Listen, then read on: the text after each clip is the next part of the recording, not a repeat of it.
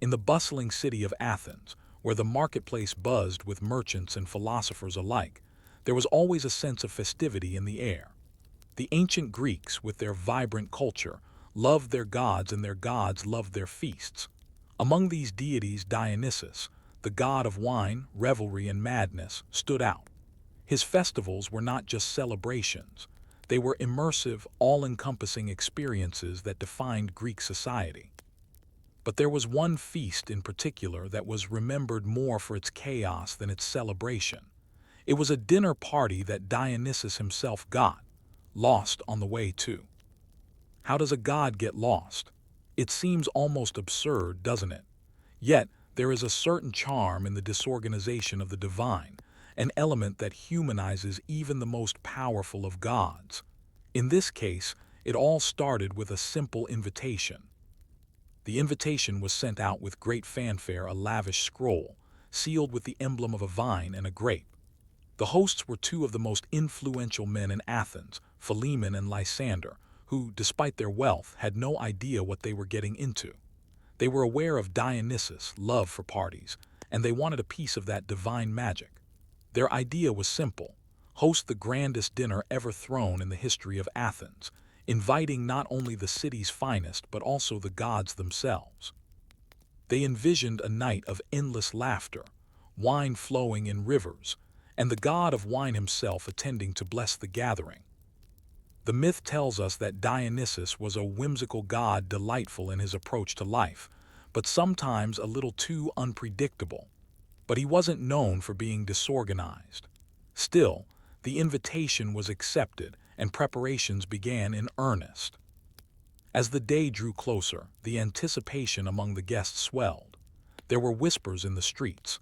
Would this be the feast to rival all feasts? Could this be the night Athens finally proved it could throw a party to make even the gods bow down? It was meant to be a celebration that no one would forget. But did it work out that way? Or did Dionysus, in true fashion, disrupt the plans entirely? The day arrived, and the guests began to gather at the home of Philemon and Lysander. As dusk fell, a crowd had already formed, eagerly awaiting the arrival of the most important guest of all, the god Dionysus. But as the minutes ticked by and then the hours, whispers began to circulate. Where was he? Why hadn't he shown up? Was he lost? The servants were frantic, checking every corner of the grand hall, ensuring the golden goblets and dishes were ready. The guests, initially ecstatic about the feast, began to grow restless. Dionysus was late, but this wasn't a normal delay. This was the god of wine, the god who would never pass up a good time. So what could possibly have gone wrong? Philemon, standing at the head of the feast, desperately tried to keep up appearances, reassuring his guests that Dionysus was undoubtedly on his way. But by the time the sun dipped below the horizon, it became painfully clear. The god was nowhere in sight. Was it possible that Dionysus had simply lost his way? A god, lost in the mortal world? And if so, how would this change the atmosphere of the evening? Would the guests leave disappointed, or would something else unfold in the absence of the god of wine? As the night stretched on, the guests of Philemon and Lysander began to grow impatient. The platters of roasted meats, the fine cheeses, and the bowls of fresh fruit, all waiting to be devoured, became an afterthought in the absence of Dionysus. The servants were forced to scramble, keeping the food warm, while the guests tried to entertain themselves in an increasingly awkward silence. Athens had known its fair share of delays. Political matters, especially those involving the gods, were never predictable, but this was different. This was Dionysus, the embodiment of pleasure and the festive spirit. He had never been known for his punctuality, but the idea that he would fail to show up at all seemed unfathomable. And yet, the minutes turned to hours. Philemon, ever the optimist, tried to reassure his guests. The god must be delayed in his travels, he suggested with a forced smile, though even he began to doubt his words. He's known for his unpredictability. But as the clock ticked forward, even the most ardent believers began to wonder if they'd been the victims of a cruel jest. Among the crowd there were murmurs. The philosopher Socrates, ever the inquisitor, whispered to a friend, "Could Dionysus be testing us? Perhaps he's waiting to see how long we will remain devoted, even in his absence." This idea seemed plausible to some, though others shook their heads, uncomfortable with the possibility that they were being judged by a god who had yet to show up.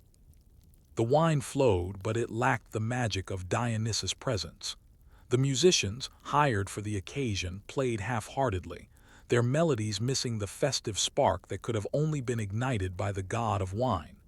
The food was rich, but without the intoxication of Dionysus' blessing, it felt almost bland. It was a surreal evening. Guests who would otherwise be consumed with joy seemed listless, looking at one another with growing uncertainty. In the past, Philemon and Lysander had thrown grand feasts, but this one was different. This one was supposed to be perfect, the ultimate celebration of Athenian wealth and power, and it had promised the presence of the divine. But now the guests sat, their minds drifting as the night stretched on. As time passed, rumors began to spread. Some whispered that Dionysus had been distracted by a rival god, perhaps Zeus or Apollo. Others suggested that he had simply found another, more interesting party. After all, there were always feasts and festivities in Athens. But no matter the explanation, none of it offered comfort. The promise of the god's arrival hung like a shadow over the entire evening. In the corner of the hall, Lysander, his face flushed with the strain of his own doubts, confided in Philemon. "What if we've angered him?" he asked, his voice barely a whisper. "What if this is a punishment for some slight we do not even know we've committed?" Philemon, though rattled, remained hopeful. "Impossible," he insisted. "We've honored the god in every way, the finest wine, the grandest foods. How could we have offended him?" And yet, despite his reassurances, Philemon couldn't help but wonder if their efforts had fallen short. Had they forgotten something in their preparations, something small but significant that had caused Dionysus to turn away? The night drew on, and slowly, some of the guests began to leave.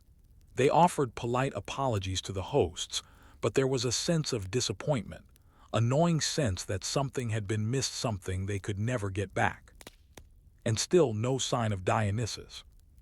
It was not until the early hours of the morning, with the feast nearly deserted and the last of the candles flickering out, that an unexpected sound echoed through the hall. A soft, almost imperceptible noise, as if the air itself were stirring. Then, without warning, the doors to the banquet hall swung open. All eyes turned, but it was Dionysus who entered. Instead, it was a figure cloaked in a simple traveler's garb. He was tall, with an unremarkable face, yet there was something oddly familiar about him. He approached Philemon and Lysander with a nod, his presence somehow both calming and disconcerting. The guests, still hopping for Dionysus, watched in silence as the figure made his way through the room. Philemon, confused and a little apprehensive, stepped forward. "Who are you?" he asked, his voice still laced with the remnants of tension. "I am a messenger," the stranger replied, his voice calm and composed, "and I come to explain why your feast went awry." The guests leaned forward in anticipation. Was this messenger sent by the god himself, or was this some mortal who had merely stumbled into the event? With a deep breath, the messenger continued, "Dionysus, well, he got lost. A bit too much wine, a bit too many distractions, but he sends his apologies. It's simply not his nature to arrive on time." The messenger smiled almost sympathetically. "Sometimes even the gods are late." The crowd shifted uneasily, unsure whether to laugh or sigh in frustration. The revelation was almost anticlimactic, and the idea that the god of wine had simply been disoriented left a strange taste in everyone's mouth. Dionysus had, after all, built his reputation on spontaneity and revelry, but no one had expected it to extend to this level of disorganization. But the messenger wasn't finished. He paused, looking around the room, and then said, "Though Dionysus has failed to attend your feast in person, he has sent you something more valuable than his mere presence. The reminder that there is a kind of magic in the wait, in the patience required to truly celebrate the arrival of a god. For it is in the absence of what we expect that we often find what we truly need. And with that, the messenger turned and walked out, leaving the guests to contemplate the evening's events. Dionysus may have failed to show up in the way they had anticipated, but in his absence, something had shifted. The guests, though initially disappointed, found themselves reflecting on the fleeting nature of perfection and the chaos that often accompanies divine intervention. Was this truly the worst feast to ever be thrown in Athens? Or, perhaps, in the end, had the night become exactly what it was meant to be, an unexpected lesson in the beauty of the ordinary? The morning after the feast dawned gray and cool, with a quiet that hung heavily over Athens. The streets, typically bustling with activity, seemed unusually still as the people of the city processed what had transpired the night before. The grand celebration meant to honor Dionysus had turned into an uncomfortable silence, and its aftermath left everyone questioning what had truly occurred. Philemon and Lysander, who had planned the event with such meticulous detail, could not help but reflect on the strange words of the messenger. They found themselves replaying every moment of the evening, wondering if there had been some oversight on their part, some misstep that had caused Dionysus to lose his way, or, at the very least, to delay his arrival so dramatically. Was it really just a matter of timing, or had there been something more profound in the disruption? While the guests left with a mix of confusion and mild disappointment, the conversation about the feast spread quickly across Athens. Philosophers, scholars, and common folk alike debated what had happened. Some suggested that Dionysus had deliberately ignored the invitation, a test to see how the Athenians would react to the absence of the god. Others believed that the god had simply become entangled in his own revelries, lost in a world of excess, and unable to find his way back to the party. Whatever the reasoning, the event became the talk of the city, an unintentional lesson in humility and patience. For Philemon and Lysander, the aftermath of the feast was not just a matter of reputational damage, but a question of how they had come to view their own lives. The gods, in their eyes, had always represented order and control, the epitome of a well-organized and harmonious world. But the absence of Dionysus at the height of their carefully curated celebration had thrown that view into chaos. They were left to wonder whether they had spent too much time trying to manipulate the divine for their own benefit, instead of accepting the unpredictable nature of the gods. After all, how could one truly expect control over the god of wine? Even as the days passed, the lesson of the lost feast lingered in the minds of the people. Dionysus, though elusive, had always been associated with chaos and spontaneity. His very presence was a reminder that life was not meant to be neatly structured and predictable. It was to be lived in moments of joy, excess, and even disorder. And perhaps, in some small way, the failure of the feast to go according to plan was exactly what Athens needed to be reminded of that truth. At the heart of it, what had happened in Philemon and Lysander's home was an unexpected lesson about the nature of celebration itself.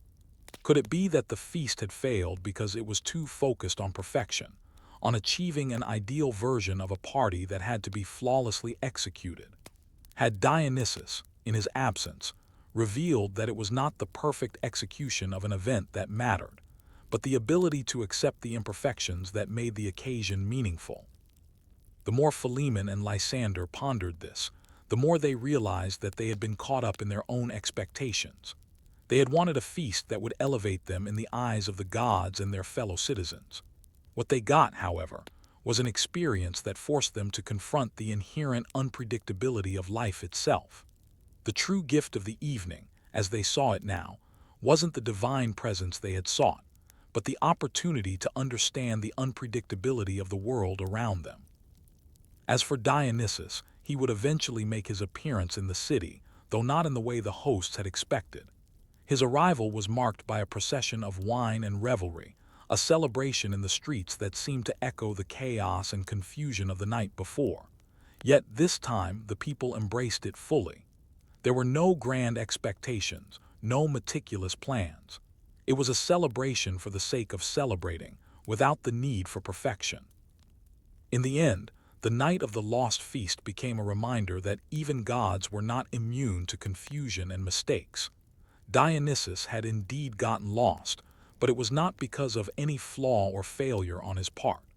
It was simply the nature of the god to embody disorder, and that was a lesson that Athens would carry with it for years to come. Looking back, the guests who had left the feast early were the ones who had missed the most important part of the evening. The understanding that sometimes the absence of what we expect brings us closer to the things that truly matter. The meal that had been served in such abundance had paled in comparison to the experience of waiting, of being present in the midst of the unknown. So, what had the feast truly been about? Was it a failure, or was it the most meaningful celebration Athens had ever witnessed, simply because it had taught the people to embrace uncertainty and to find joy in the unexpected?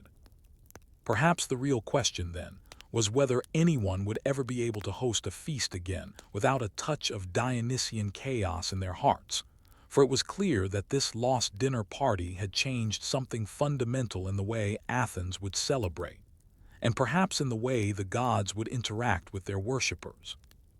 And so, as the years went by, Philemon and Lysander continued to host feasts, though none would ever be as grand or as meticulously planned as the lost feast of Dionysus. The lesson, as they often said with a smile, was simple. Don't plan for perfection, plan for the unexpected. The gods, after all, have their own sense of timing. Reflection. The story of the lost feast of Dionysus serves as a curious reminder of the ways in which even the most grandiose plans can be disrupted by the unpredictable forces of the universe.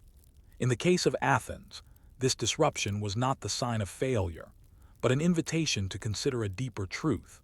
Sometimes, the most meaningful moments arise not from the completion of a task or the fulfillment of an expectation, but from the acceptance of imperfection. And perhaps in the grand scheme of things, this is what the gods, chaotic, erratic, and unpredictable, are trying to teach us. In the year 490 BCE, the city-state of Athens was in a precarious position. The Persian Empire under King Darius I had set its sights on Greece, and the Athenians found themselves facing the prospect of a confrontation that could decide the fate of their civilization. The Persian forces, though far larger in number, were slow and unwieldy, and the Greeks had one advantage: speed. But how could they, a small city-state, possibly hope to defeat such an overwhelming foe? In their desperate search for a solution, the Athenians found themselves relying on a strategy that, though daring, would eventually go down in history as one of the most iconic moments in ancient warfare: the marathon. The plan was simple: send a small, swift force to intercept the Persians before they could make their way to Athens itself. A messenger would run from the battlefield, at the plains of Marathon, to the city of Athens to bring news of the victory, so that the city could prepare its defenses in case the Persians tried to follow. The distance between Marathon and Athens was about 26 miles, a formidable length for anyone to cover on foot. But as with most great historical moments, the plan didn't go off exactly as expected. The initial intent was to send a single messenger, Phidippides, to run the long stretch from the battlefield back to Athens to announce the victory. However, the execution of the event became far more complicated than anticipated, and in the annals of history, what began as a crucial, strategic moment would evolve into the now famous marathon race, an event whose original purpose was lost in the dust of time. Phidippides was a known runner, one of the skilled messengers who often carried urgent news between Greek cities. He was tasked with running the 26-mile stretch from the plains of Marathon back to Athens, where the Athenians were bracing for a possible Persian counterattack. But the real question that has long puzzled historians is why the race became so legendary when, in the end, it wasn't even meant to be a race at all. What was Phidippides' real task? Had the Athenians merely wanted him to bring the news of the victory, or had they expected him to return with a victory lap of sorts, signaling the complete triumph over the Persians. Was the race itself part of a larger, deeper strategic plan, or was it, perhaps, just the random result of one man's attempt to fulfill his duty in the heat of a war?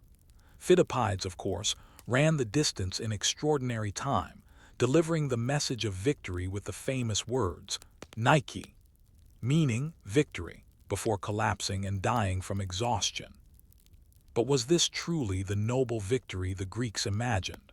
Or was the marathon's legacy cemented by the accident of history rather than the heroic intent behind it? As Phidippides collapsed, exhausted and lifeless, the Athenians were left to digest the bittersweet news of their victory. They had won the Battle of Marathon, a significant defeat for the Persian Empire that marked a turning point in the Greco-Persian Wars. The Persians, having suffered heavy losses, were forced to retreat, and Athens against all odds had been spared from invasion. Yet, while the victory was celebrated, the death of Phidippides cast a shadow over the event. His final, heroic run from Marathon to Athens had come at a tremendous cost. The man who had delivered the message of victory had paid the ultimate price for his service, his body unable to withstand the physical toll of running such a grueling distance. The people of Athens, while rejoicing in their survival and triumph, were left to question the true cost of the victory. Was Phidippides' death simply the price of war, or was it a deeper, tragic reminder of the sacrifices made by ordinary men for the glory of their city-state? The tale of his final run, though an inspiring and heroic story, was also one of loss and suffering. And yet, it was the very tragedy of his sacrifice that contributed to the lasting legacy of the Marathon. In the years that followed, the victory at Marathon became one of the defining moments of Athenian pride. The Greeks took great solace in their ability to defeat the mighty Persians, and the battle was etched into their collective memory as a symbol of resilience and courage. However, what many would come to forget was that Marathon was not simply a one-off victory. It was part of a larger, ongoing struggle for survival against a far more powerful enemy. The marathon race itself, which had originally been intended as a single act of extraordinary heroism, gradually morphed into a symbol of something larger, the desire for immortality through physical endurance. As the years passed, the story of Phidippides' run began to take on a life of its own. What had once been a frantic, life-or-death errand became romanticized and glorified, a testament to human determination and the ability to push the limits of endurance.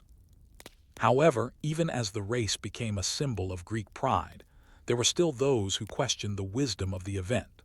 Was it truly worth memorializing the endurance of a single man who, in the end, had died in the pursuit of fulfilling a duty? Some thought that the marathon, in the grand scheme of Greek warfare, was an exaggerated symbol, one that overshadowed the real and sometimes less glamorous aspects of victory. Yes, the Athenians had won at Marathon, but they had also fought countless other battles, each of which required its own sacrifices, none of which were as glorified as the one tied to Phidippides' name. The true lesson of Marathon, then, was not just about military victory. It was a complex, multi-layered reflection on the nature of endurance, sacrifice, and the ways in which history is shaped by the stories we choose to remember.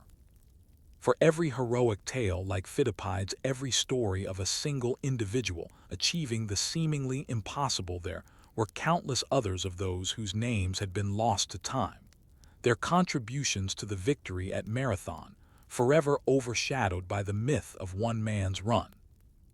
And as the idea of a marathon continued to grow in cultural significance, it is essential to remember that the first marathon wasn't the neatly packaged, celebrated race that it became in later centuries. It was the result of a chaotic, uncertain moment in history, a time when the fates of entire cities could rest on the shoulders of a single messenger, willing to sacrifice everything for the survival of his people. Still, for the Athenians, the memory of Marathon would endure. The race that had never been planned as a race, but rather as a desperate attempt to deliver news, would live on as one of the most famous endurance feats in history. The first marathon, though it didn't go as expected, would set the stage for countless future races that would forever be linked to the name of Fittipaldians. But were the physical feats of these early runners truly what made marathons significant? Or was it the deeper cultural meaning that the event came to symbolize over time? Would the Athenians, if they had known how their simple victory would be turned into a global race, have still considered it as remarkable as they did in their moment of triumph? As the centuries passed, the tale of Marathon continued to evolve. What was once a fleeting moment in the history of the Greek city-state became immortalized not just in the annals of Athenian triumph, but in the modern sporting world. The story of Fittipaldi's run, from a mere errand of survival, was transformed into the symbol of human endurance and determination. The event became more than just a war story. It began to represent something larger, a struggle, not for military dominance, but for personal resilience and the will to overcome seemingly insurmountable odds. In the centuries following the battle, the concept of the marathon was ingrained into the very fabric of the Western imagination. It was, perhaps, fitting that the first modern Olympic Games, held in Athens in 1896, chose to commemorate the marathon with a race of the same distance. The legacy of marathon had transcended its historical roots, becoming the symbol of human capacity to push past limitations physically, mentally, and culturally. But what was it about this story that captured the imagination of so many? Was it simply the idea of running a 26-mile race, or was there a deeper resonance in Fittipaldi's story that made it endure through the centuries? Fittipaldi's run wasn't just about running from Marathon to Athens. It was about the essence of communication, the urgency of delivering critical news, and the sacrifices that came with it. His heroic feat of endurance became symbolic of human perseverance in the face of adversity. Interestingly, the modern interpretation of the marathon distills the story into an athletic contest of strength and stamina. The profound political and cultural implications of the original marathon, its role as a catalyst for Greek unity in the face of Persian domination, often fade into the background. The triumph of Marathon in 490 BCE wasn't merely an athletic feat, but a victory that allowed the Greek city-states to retain their independence. It was a pivotal moment in history, one that changed the course of Western civilization. But over time, the event became overshadowed by the singular focus on physical endurance, as modern marathon races began to be run for personal achievement rather than national survival. By the late 19th and early 20th centuries, the marathon had been institutionalized in both competitive athletics and the modern Olympic Games. Athletes from across the world now came to Athens to commemorate that ancient victory. The race, still set at the same 26-mile distance, had become a symbol of global unity, where nations could compete on the same playing field, striving toward the same physical and mental endurance. The original intent, the delivery of a message of victory, was long forgotten. Yet even as the global athletic community embraced the modern marathon, the essence of what Fittipaldi's represented still lingered in the back of people's minds. Was he a symbol of glory, or was he a tragic figure, caught in the wake of war and duty? His death after delivering the message of victory was not a triumphant one, but a sad reminder of the cost of war, even in victory. Could it be that the marathon, as we understand it today, had morphed into a way of honoring that sacrifice? Each runner, in their attempt to finish the race, was unknowingly participating in an ancient act of remembering the human cost of survival. The connection between ancient Athens and modern marathons isn't merely a physical one. The idea of a person pushing their limits to reach a distant goal mirrors the perseverance and resilience of those who fought for freedom so long ago. Whether for personal achievement or for national pride, the race is a testament to the enduring legacy of the human spirit. But it is also a reminder that the meaning of an event can shift dramatically over time, shaped by the values and priorities of those who remember it. So what then is the true legacy of the marathon? Is it the athletic race itself, or the historical event that sparked it? And when we run today, whether for sport or for personal growth, do we truly understand the deeper implications of the original event? Marathon was, after all, not about the race, it was about survival. It was about a people, through their small yet significant actions, defending the very values that would lay the groundwork for democracy, philosophy, and culture as we know it.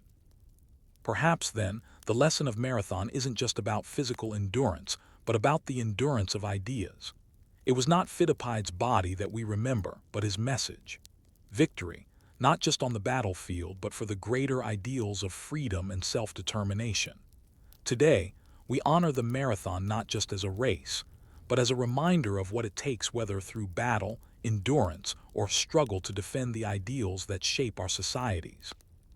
In the end, the marathon serves as a bridge between ancient and modern values. It continues to remind us that, whether on a literal battlefield or in the metaphorical races of life, human resilience and the willingness to sacrifice for a greater cause will always echo through the ages. And perhaps, in honoring the memory of Phidippides, we are also paying tribute to the very human capacity to endure, to overcome, and to carry forward the weight of history itself. Reflection. The first marathon, while born of necessity and tragedy, has become something greater than its original purpose. It symbolizes not just a race, but the perseverance of spirit, the triumph of ordinary people in extraordinary circumstances, and the sacrifices made for a collective future. As we run marathons today, we connect not only with an ancient past, but also with the timeless human desire to test the limits of endurance, resilience, and, ultimately, survival. In the 5th century BCE, Athens was a city of incredible achievements. The city had become the center of Greek culture, philosophy, and politics, its influence stretching far beyond its walls. But there was one aspect of Athenian life that even the most ambitious among its citizens could not control: the unexpected outcomes of their own grand plans. One such plan involved a massive, state-of-the-art warship, the Parallos, that was commissioned in the 440s BCE. This was a ship like no other, designed for the purpose of transport and military use, with a sleek, innovative design meant to carry soldiers and supplies swiftly across the seas. Its construction was celebrated as a significant feat of Athenian engineering. It was meant to be a part of Athens' growing naval dominance in the Mediterranean, solidifying its power over the other Greek city-states. But despite its impressive construction, the Parallos would become one of the most famous ships in Greek history, not for its service in battle, but for its utter lack of use. This massive vessel, designed with so much care and expectation, would sit in Athens' dockyards, unused for years. And so, the tale of the Parallos became a rather curious episode in Athenian history, an example of how even the most carefully laid plans can go awry. The original plan for the Parallos was to create a fleet of ships that would aid Athens in its naval campaigns, allowing for better logistics and transportation, as well as a means to project military power. It was expected that the ship would be dispatched in times of war, carrying crucial supplies, commanders, and warriors to various parts of the Athenian Empire. But despite its promising design, the ship never saw the battles it was built for. How could such a grand, ambitious project have failed to deliver? What went wrong with the Parallos? After all, this wasn't just any ship, it was meant to be the backbone of Athens' growing naval fleet, the very thing that would ensure their dominance on the seas. Yet, for reasons that remain somewhat mysterious, the ship was ultimately relegated to sitting idle in the dockyards, collecting dust. Was the Parallos simply a victim of political infighting, a casualty of Athens' ever-changing priorities? Or was it an unfortunate example of how grandiose plans often fall short of their original purpose?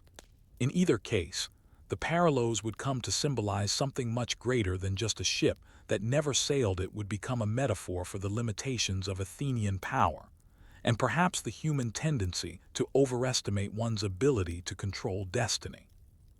As the Parallos sat unused in the Athenian docks, it became a symbol of the unexpected realities that often accompanied the grand ambitions of the city-state. For all of Athens' power, its naval prowess, and its democratic ideals, the reality was that the Parallos would never fulfill the purpose for which it was designed. Instead, the reasons for the ship's idleness are deeply tied to the political, military, and logistical challenges Athens faced during this period. While the Parallos had been commissioned to serve a clear function, helping with the transportation of soldiers and supplies in times of war, the political landscape of Athens in the 440s BCE was anything but stable.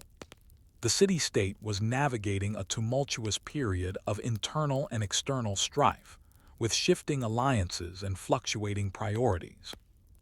Athens, already embroiled in conflicts with Sparta and the Peloponnesian League, was also dealing with the complexities of its growing empire, stretching from the Aegean to Asia Minor. In such an environment, resources were spread thin, and military strategies often shifted to accommodate immediate needs. The Parallos, though a marvel of engineering, was not an urgent necessity. Athenian naval commanders, more focused on the immediate demands of warfare, found themselves relying on a fleet of smaller, faster ships that were more versatile and able to respond quickly to crises. The massive Parallos was simply too unwieldy for the constant, unpredictable needs of Athenian naval warfare. Additionally, the Athenian Empire was at its height during the mid-5th century BCE, and its focus had shifted toward consolidation and maintenance rather than expansion. Athens had already established control over many of the island states and city-states in the Aegean and beyond, and its focus was increasingly on stabilizing these holdings, rather than extending its reach further. The Parallos, which had been conceived during a time of military ambition, no longer fit within the more pragmatic military strategies that Athens adopted during its peak. Furthermore, there was a growing sense of complacency in Athens' leadership. The Athenian navy was, at that point, already one of the most powerful in the ancient world. The city's triumph at the Battle of Salamis in 480 BCE had solidified its dominance at sea, and by the time the Parallos was completed, Athens had already established its preeminence in naval warfare. The need for the Parallos diminished as Athens became increasingly confident in its existing fleet. Yet the failure of the Parallos to serve its intended purpose was also a reflection of Athens' shifting cultural values. The 5th century BCE marked a time when Athens was flourishing culturally, with the construction of the Parthenon, the flourishing of philosophy, and the works of playwrights like Sophocles and Euripides. The focus was increasingly on intellectual and artistic pursuits rather than military expansion. In this changing cultural environment, the Parallos came to symbolize the disconnect between Athens' military ambitions and the new priorities of its citizens. But it wasn't just the political and military shifts that caused the ship to languish in the dockyards. The Parallos also represented the limits of Athenian overconfidence. Athens had become so secure in its naval power that it began to see itself as invincible, leading to a failure to recognize the shifting tides of power and necessity.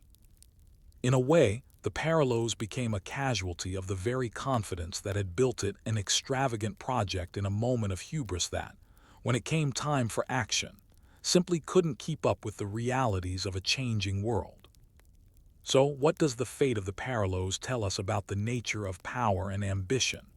The ship's construction was a testament to Athenian pride, a physical manifestation of the city's belief in its own dominance. And yet, it was a symbol of a deeper flaw, the tendency to overestimate the permanence of one's power and to ignore the changing circumstances around them. Despite its grandeur, the Parallos sat idle, a monument to Athenian ambition that had failed to account for the unpredictable forces of history. As the years passed, the Parallos was eventually abandoned to the elements, left to rot in the docks of Athens. Over time, it became little more than a forgotten relic of an era that had moved on. Yet, its fate did not go unnoticed by those who studied the rise and fall of Athenian power. In the grand arc of history, the Parallos became a symbol of the fleeting nature of even the greatest ambitions and achievements. The ship's idle existence raised questions about the limits of human ambition. It stood as a monument not to triumph, but to the complexities of planning and the often unpredictable nature of human affairs. For the Athenians, whose power was built on naval supremacy, the Parallos represented a subtle lesson. No matter how grand a plan may seem, it may not always align with the ever-changing needs of the world. In the context of Athenian politics, the Parallos became a cautionary tale about overreaching. Athens had poured vast resources into this single ship, hoping it would become a central tool in its military apparatus. However, the political landscape of Athens, especially as the Peloponnesian War drew closer, was rife with shifting priorities, internal strife, and economic strain. The reality of the situation was that no amount of foresight could account for the forces that shaped the course of history. This story became particularly poignant when viewed against the backdrop of the Peloponnesian War, 431–404 BCE, which would drain Athens' resources and nearly bring the city to its knees.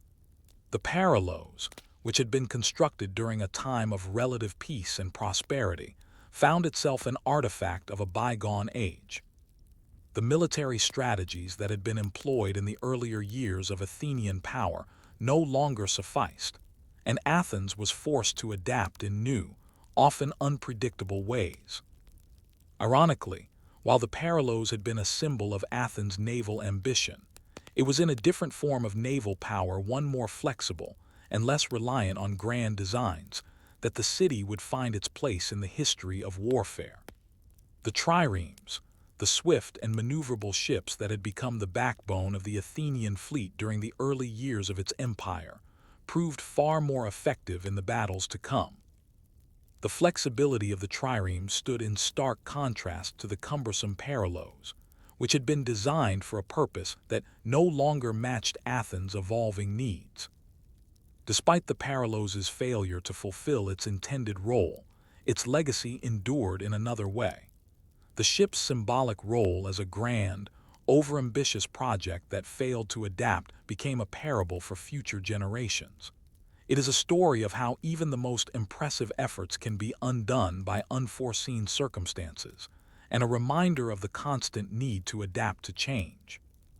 Over time, it would be used as an example in Athenian rhetoric to illustrate the dangers of hubris, of believing that one could control the course of fate through sheer willpower or strength. The irony of the Parallos was that, in the end, it never had a chance to live up to its promise.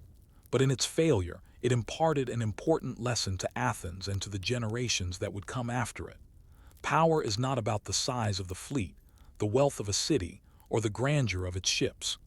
It is about the ability to adapt, to recognize the limits of one's ambitions, and to understand that not every plan will bear fruit, no matter how well laid it may be. Perhaps the greatest legacy of the Parallos was its role in shaping Athenian self-awareness. In a city that prided itself on intellectual pursuits and philosophical reflection, the idle ship became a symbol of Athens' need to constantly question its own assumptions and strategies. In many ways, the Parallos encapsulated the very essence of Athenian thought, the recognition that even the most brilliant ideas must be tempered with humility and a clear understanding of the forces beyond one's control. So what can we learn from the Parallos today? It's tempting to look at the ship and see only failure. A ship built with such grand intentions, left to decay, seems to speak of wasted resources, misguided pride, and unrealized potential. But in reality, the Parallos' failure carries a deeper message, a reflection on the limits of human ambition and the importance of adaptability. In its stillness, the Parallos serves as a reminder that sometimes, even the best-laid plans can miss the mark, and the true measure of success lies not in the grandeur of our ideas, but in our ability to adjust when circumstances change. Looking back, It's clear that Athens would eventually rebuild, adapt, and move forward despite its temporary setbacks. The Parallos was not the end of Athenian naval power, but merely a momentary misstep in a long and complex history. In the end, it was the Athenians' ability to pivot whether in war or in peace that allowed them to maintain their influence for centuries to come. Reflection. The story of the Parallos is not simply about a ship that never sailed. It is a meditation on the limits of ambition, the unpredictability of history, and the importance of flexibility. It serves as a reminder that, even in the greatest of civilizations, not every project will succeed, and sometimes the most valuable lessons come not from success, but from failure. The Oracle of Delphi, one of the most famous and revered institutions of the ancient Greek world, had long been considered a voice of divine wisdom. Situated at the foot of Mount Parnassus, Delphi was home to the Pythia, the high priestess who would channel the will of Apollo and deliver prophecies that were seen as the unquestionable guidance of the gods. Leaders and ordinary citizens alike made pilgrimages to Delphi, seeking answers to the most critical questions of their lives, from matters of war to issues of personal fate. One of the most famous stories associated with the oracle involves a prophecy that was delivered to King Croesus of Lydia, one of the wealthiest men in the ancient world.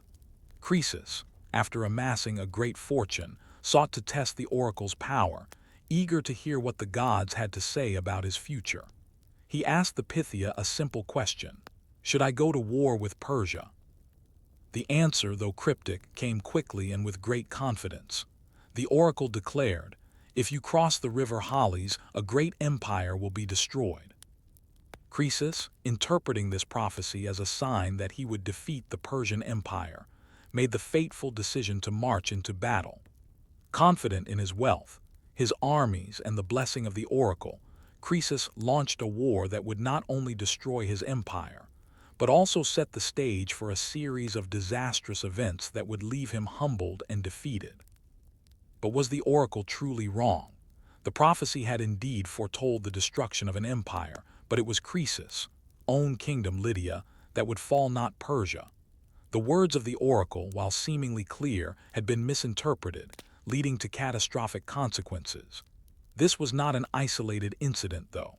Throughout the history of Delphi, there had been other cases of mistaken or misunderstood prophecies that had led to confusion and unexpected outcomes.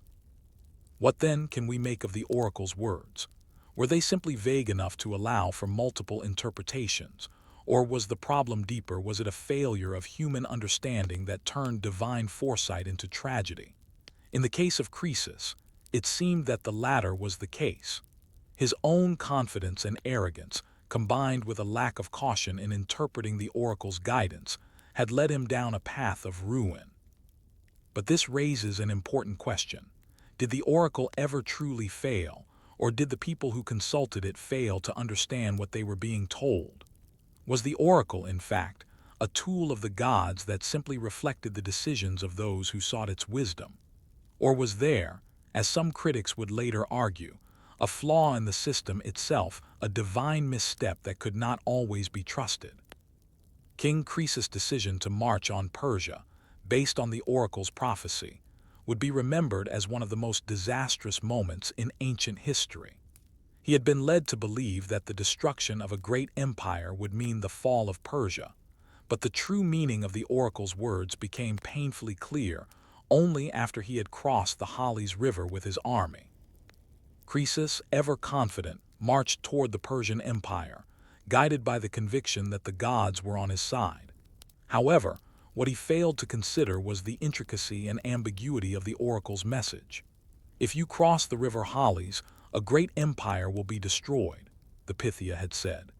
Croesus assumed the prophecy referred to the Persian Empire, and so he launched his campaign with the belief that he would be victorious.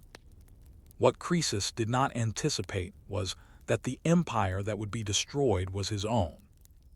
The Persian king, Cyrus the Great, was a leader of formidable skill, a man who understood not just military strategy, but also the political and diplomatic intricacies that could shift the balance of power. When Croesus' army arrived at the Persian border, the two forces clashed in a battle that would prove to be catastrophic for Lydia. Despite Croesus' superior wealth and resources, Cyrus outmaneuvered him, forcing the Lydian king to retreat. Croesus, in desperation, sought refuge in his capital city, Sardis, which he believed would be secure behind its walls. But the Persians, with their intelligence and military cunning, managed to breach the walls of Sardis, capturing the city and overthrowing Croesus' empire. In the aftermath of his defeat, Croesus was captured and brought before Cyrus. According to some accounts, Croesus was set to be executed, but as he stood before the Persian king, he remembered the oracle's prophecy and cried out, "O Solon, Solon, Solon," referring to the famous Athenian lawgiver who had once advised him that no man could truly be called happy until the end of his life. It was as though, in his moment of despair, Croesus had come to realize that the oracle's words were not so simple after all. Perhaps Croesus thought the prophecy had not been wrong after all. He had indeed crossed the river and an empire had been destroyed, but it was not the Persian Empire that had fallen. It was his own. The most dramatic twist came when Cyrus, upon hearing Croesus lament, spared his life. In some versions of the story, Croesus is even made an advisor to Cyrus, who would later use him as a consultant on political matters. This ironic turn of fate would further cement the complexity of the oracle's role in shaping history. Was the prophecy fulfilled in its own way? Did the gods, through the oracle, speak in a way that was so cryptic that only hindsight could reveal the truth? Or did the human interpretation of the prophecy truly lead to Croesus' downfall? In the end, it was clear that Croesus had not been destroyed by the Persians alone. His own inability to fully understand the implications of the oracle's words and his unwavering confidence in the message he received had played a pivotal role in his undoing. Croesus' story became one of the most poignant lessons in ancient history, that the gods, through their oracles, were not necessarily giving clear answers, but instead, they were offering ambiguous guidance that demanded careful reflection and self-awareness. And yet Croesus' case was not unique. Throughout history, Delphi, oracle would continue to deliver prophecies, often shrouded in metaphor and vagueness. The common thread in many of these oracles, as with Croesus, was that they required a level of interpretation that was rarely, if ever, straightforward. Was this an inherent flaw in the system? Or was it a deliberate tactic to allow for human agency, leaving the responsibility of action squarely on the shoulders of those who sought divine counsel? It is tempting to view the oracle's prophecies as failures, but perhaps they were never intended to be clear directives. Perhaps the oracle was meant to provoke thought, self-examination, and the acknowledgement of human fallibility. After all, the gods were not infallible beings who would simply hand over victory on a silver platter. They were, in the eyes of the Greeks, figures who guided, tested, and challenged humanity, but never guaranteed outcomes. The story of King Croesus and the Oracle of Delphi would become one of the most poignant and instructive tales of ancient Greek history, illustrating not only the limits of divine foresight, but also the crucial role that human interpretation and decision-making play in the course of history. While Croesus ultimately survived, the collapse of his empire and the way he came to terms with the oracle's prophecy were events that left a lasting mark on the Greek world and their relationship with the divine.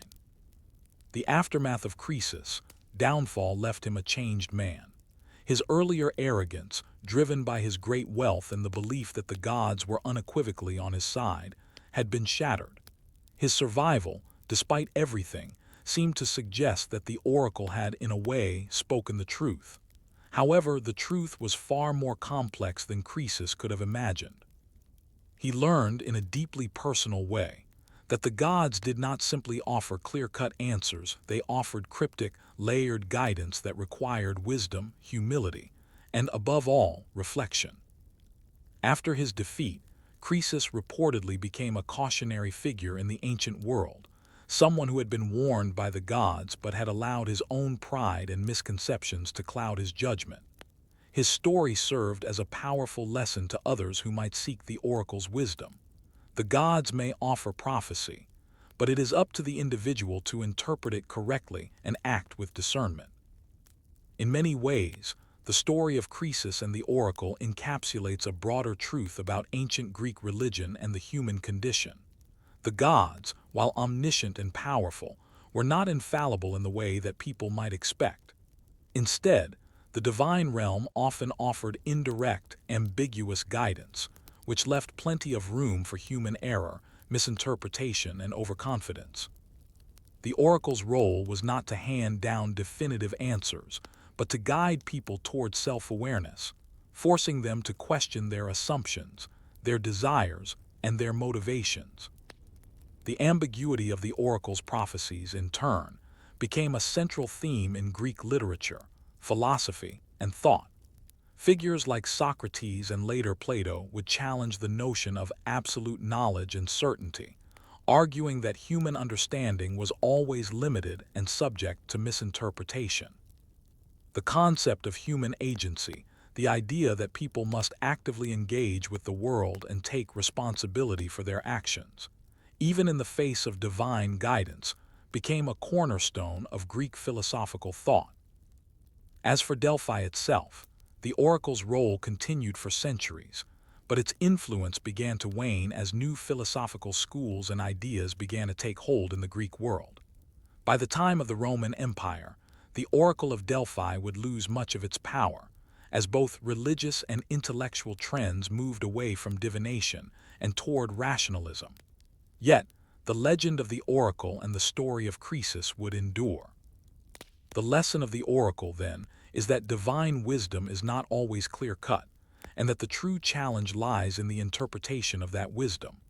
The gods may offer signs, but they do not dictate outcomes. Instead, it is the responsibility of those who seek their guidance to approach the unknown with humility, to question their own assumptions, and to understand that the path to true knowledge is often a winding one. In the case of Croesus, the destruction of his empire was not the fault of the oracle, it was the result of his own misreading of the prophecy, his overconfidence, and his failure to consider the larger consequences of his actions. His survival, however, marked the beginning of a profound change in his character.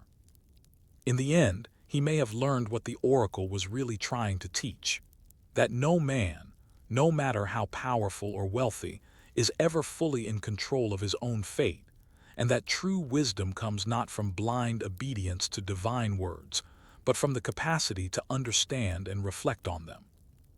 The story of Croesus and the Oracle of Delphi serves as a reminder of the limits of human understanding and the importance of self-awareness.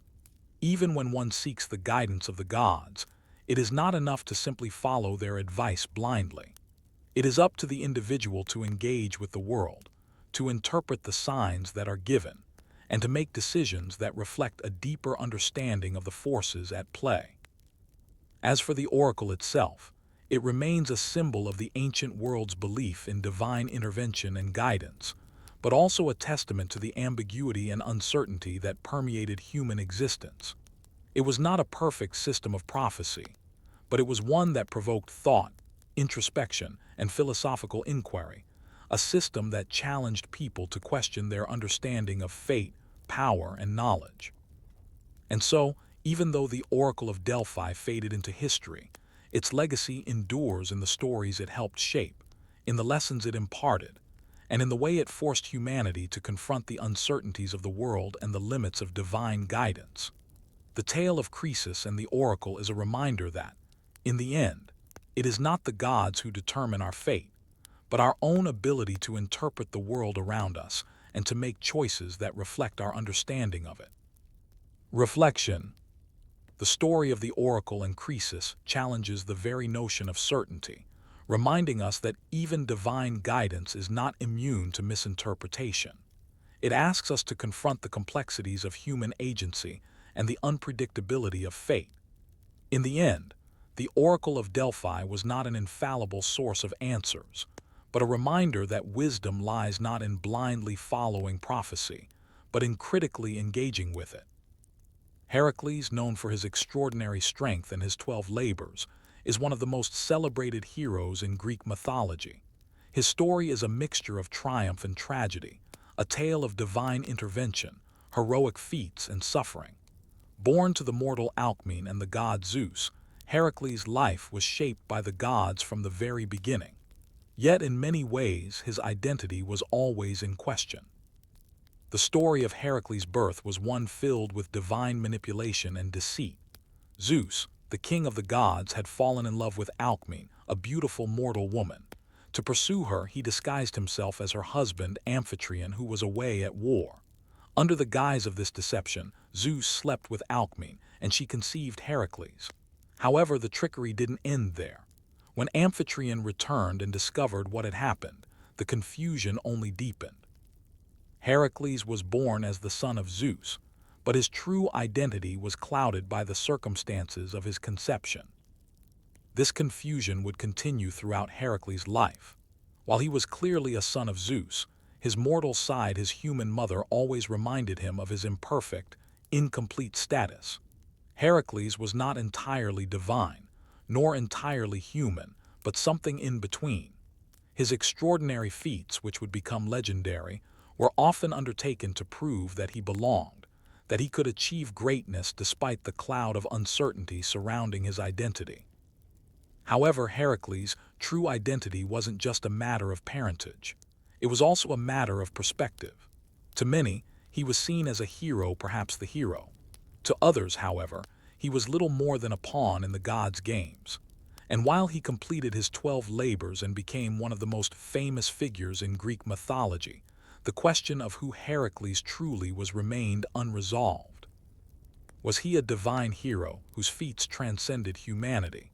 Or was he just a mortal man caught in the whims of the gods? This duality of nature divine, yet flawed, played out most dramatically in the episode of his mistaken identity, one of the most telling moments of his life.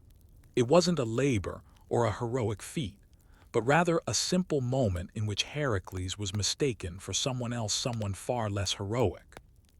The story begins when Heracles, having completed many of his famous labors, sought rest in a quiet place far from the demands of his fame and the expectations of the gods. He took refuge in a small, humble town, hoping for a moment of peace. It was here that the people, unaware of his true identity, mistook him for a simple traveler. They did not recognize him as the mighty Heracles, the man who had defeated the Nemean lion or captured the Erymanthian boar.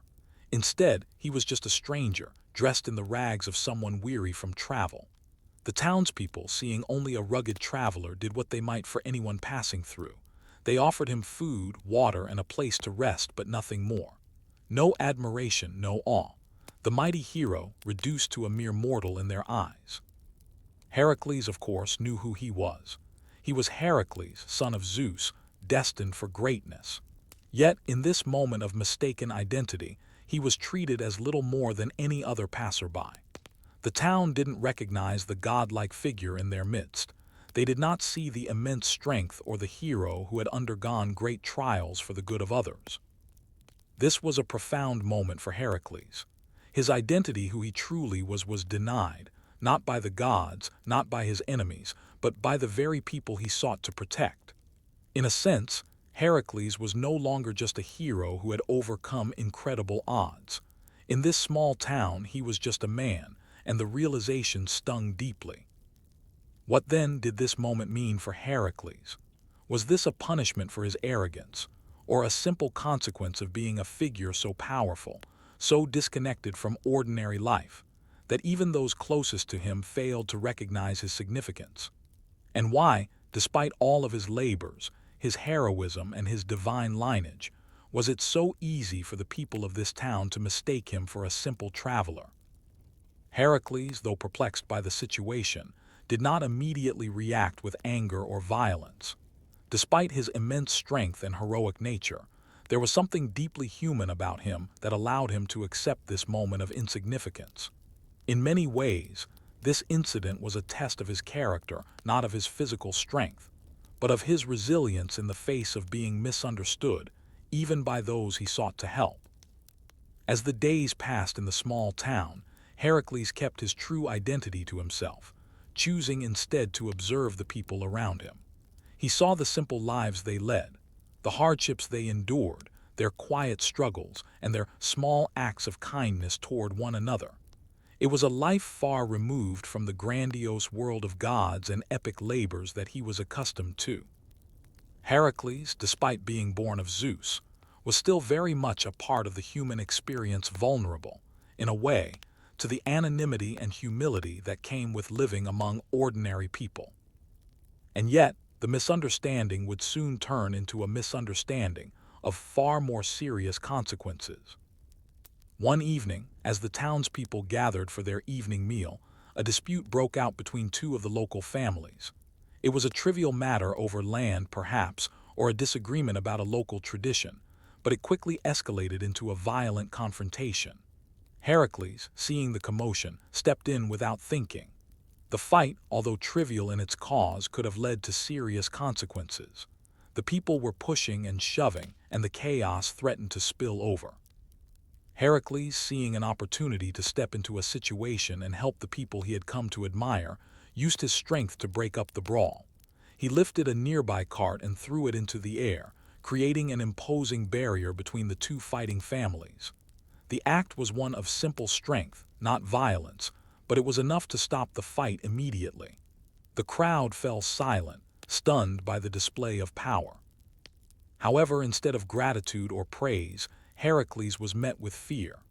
The townspeople, still unaware of his true identity, began to whisper. Some feared that this unknown man might be a dangerous stranger, using his brute strength to impose his will. Others wondered if he was a god in disguise, and they questioned whether his intervention was an act of divine punishment or a test from the gods themselves. Heracles, for a moment, felt completely alienated. He had only wanted to help, to protect the people from harm, and yet they had not seen him as a hero. In their eyes, he was no different from any other stranger with extraordinary strength, someone whose actions were beyond their comprehension or control. He was the object of suspicion and fear, not admiration or gratitude. This moment marked a turning point for Heracles. As he left the town shortly afterward, he realized that even in a world where gods walked among mortals, the idea of identity could be fleeting, misunderstood, or misinterpreted. Here he was, a son of Zeus, a hero whose name was known across Greece, but to these people he was a mere stranger. The meaning of who he was, both the mortal and divine aspects of his identity, was lost on them. Heracles had, in a way, become a victim of his own legend. His very fame and renown had made it difficult for people to see him as he truly was. He was no longer just a man or just a hero. He was a living myth, a figure too extraordinary to be fully understood by those who only knew him in passing. This realization haunted him. For all his strength, for all the battles he fought, he was forever trapped between the mortal and the divine, neither fully one nor the other, and certainly not understood by those around him. This theme of mistaken identity, a misunderstanding of who Heracles truly was, would echo throughout his life. His great feats were not enough to define him. In the eyes of the people, he was more than just a man. He was a figure of myth, a hero who could not be fully understood or embraced by those who only saw him through the lens of his strength.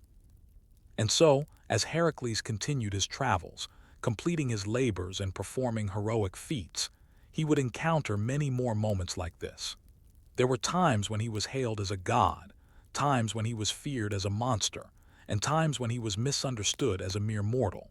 His identity, always fluid and changing, was forever shaped by the way others perceived him, never fully aligned with who he knew himself to be. In many ways, this misunderstanding of identity was the true curse of Heracles. It wasn't the labors, the gods' challenges, or even the immense physical toll he bore. It was the constant struggle to be seen for who he truly was, to be understood not just for his feats of strength, but for the vulnerability and humanity that lay beneath the surface.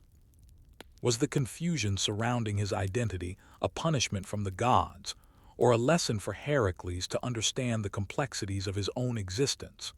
Was he ever truly seen for who he was, an extraordinary being caught between the worlds of men and gods? Perhaps, in the end, the struggle to define oneself was the greatest challenge of all, even for someone as mighty as Heracles. As Heracles journeyed on, encountering more towns, kingdoms, and adventures, the theme of mistaken identity continued to haunt him. Yet, it was in these moments of misunderstanding that he began to reflect more deeply on what it meant to be a hero and a divine figure. Was his strength truly the essence of who he was? Was it the deeds he performed, the battles he won, or the people he saved that defined him? Or was there something more profound, something more intangible at the heart of his identity? Heracles had long been revered for his incredible feats, but in his private moments, when he was alone with his thoughts, he began to question whether these accomplishments were enough to answer the fundamental question of who he was. He had completed the 12 labors tasks that no mortal could hope to achieve, and had defeated beasts and monsters that terrified even the gods. Yet, for all his success, he had never fully shaken the sense that he was misunderstood by those around him. In one particularly reflective moment, after saving a village from a monstrous creature, Heracles encountered an old philosopher who had heard of his deeds. The philosopher, wise but humble, asked Heracles a simple question: "Do you feel that the world knows you for who you truly are?" Heracles, taken aback by the question, replied, "I am Heracles, the son of Zeus, the strongest of men, the one who completed the 12 labors." The philosopher smiled gently. "But who are you truly, beyond your deeds and your strength?" Heracles pondered this question for a long time. It was easy for him to identify himself by his labors, his feats of strength, and his heroic status. After all, his name had become synonymous with heroism. But what of the man behind the legend? Was he just the sum of his battles, his victories, and the divine parentage that had set him apart from other mortals? Or was there something more? The philosopher's question lingered in Heracles' mind long after their conversation ended. For the first time, he began to realize that his identity was not simply tied to the strength he wielded or the monsters he defeated. His true identity was something deeper, something rooted in his experiences, his struggles, and even his moments of vulnerability, moments that often went unnoticed in the larger-than-life narrative of his heroic deeds. Heracles' life was not defined solely by his triumphs, nor was it solely the product of divine favor. It was shaped by the choices he made, the burdens he bore, and the people he helped, both as a hero and as a man. In that sense, he was not just a character in an epic tale, but a living, breathing figure who, like all mortals, was complex, flawed, and searching for meaning. This realization would not come easily to Heracles, who was accustomed to the adulation of the masses and the constant demands of those seeking his strength. But over time, he began to find a deeper sense of peace with who he was, not because he was the son of Zeus or because of his extraordinary deeds, but because of the way he had lived his life, the kindness he had shown, and the lessons he had learned along the way. Despite all the misunderstandings, despite the mistaken identities and the confusion of those who saw him only as a symbol of strength, Heracles found solace in the fact that his true identity was something that could never be fully captured by others. It was something deeply personal, something only he could define. His strength was merely one aspect of who he was, but it was not the whole of him. And as he continued his journey, he understood that his identity was something that he could shape for himself, not based on others' perceptions or even the expectations of the gods. Perhaps the greatest irony of Heracles' life was that the very thing that made him extraordinary, the duality of being both mortal and divine, was also the source of his greatest struggle. He would never be fully understood by those around him, because his identity was too complex, too multifaceted to be neatly categorized. But that, in itself, was what made him so powerful, not just his strength, but his ability to navigate the complexities of his own existence with resilience. In the end, Heracles' story was not just one of physical feats and heroic victories. It was a story of self-discovery, of learning to accept one's flaws, and of coming to terms with the reality that identity is not something that can be easily defined or understood by others. It is a journey that each individual must undertake on their own, and it is shaped not just by the things we achieve, but by the way we confront our own humanity. Heracles' legacy, then, is not merely that of the greatest hero in Greek mythology, but also that of a figure who, through his struggles and his mistakes, teaches us about the complexity of identity, about the need to understand ourselves beyond the labels we are given, and the importance of accepting our true selves, even when the world around us doesn't quite see us for who we really are. Reflection. Heracles' tale, with all its glory and tragedy, serves as a profound reminder that identity is a fluid and often misunderstood concept. In the end, it is not our victories or our failings that define us, but our ability to understand who we truly are beyond what others see. And perhaps, like Heracles, we are all on a journey to uncover that truth, one step at a time. In the tapestry of Greek history, many wars stand out as monumental conflicts that shaped the course of civilizations, marked the rise and fall of empires, and forever changed the political landscape of the ancient world. The Persian Wars, the Peloponnesian War, and even the wars fought by Alexander the Great are all firmly etched into the annals of history. But there is one war, remarkable for its brevity and the complete lack of attention it received, that has nearly vanished from collective memory. This is the story of the shortest war in Greek history, a war so inconsequential that even the people who fought in it couldn't remember its cause, nor its outcome. It began in the year 426 BCE, at a time when the Greek world was embroiled in the endless struggles of the Peloponnesian War. Athens and Sparta, as always, were locked in conflict, each vying for control over the Greek states.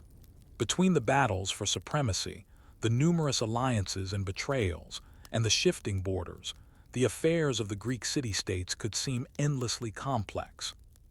But amid all this chaos, one small conflict emerged that would go down in history for how quickly and entirely it was forgotten. The war began over a small and inconsequential incident, one that would hardly be remembered by the citizens of the cities involved. It was a dispute between the small island of Cephalonia and the nearby island of Ithaca, two relatively insignificant places in the broader Greek world. The issue at hand was a minor territorial dispute, an argument over fishing rights, or perhaps a skirmish over the ownership of a small, uninhabited island. At the time, it seemed like a trivial matter. The people of Cephalonia and Ithaca were far more interested in local trade and their own safety than any grand ambition for empire.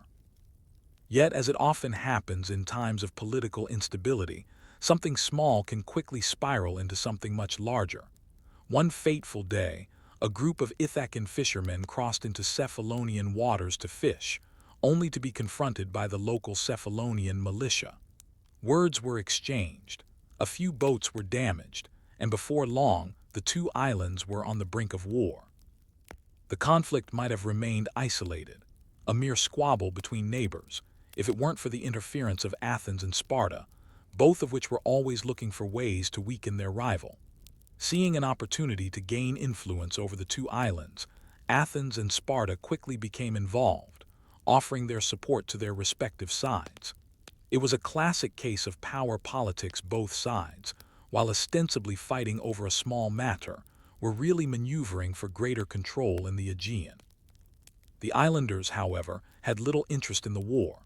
The people of Cephalonia and Ithaca were farmers, traders, and fishermen, not warriors, and the majority of the population had no desire to take part in a protracted conflict.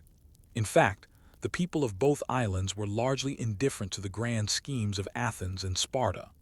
The war quickly became a clash not between the islands, but between the larger Greek powers, each using the islands as pawns in a much larger game. The war itself was over before it could truly begin.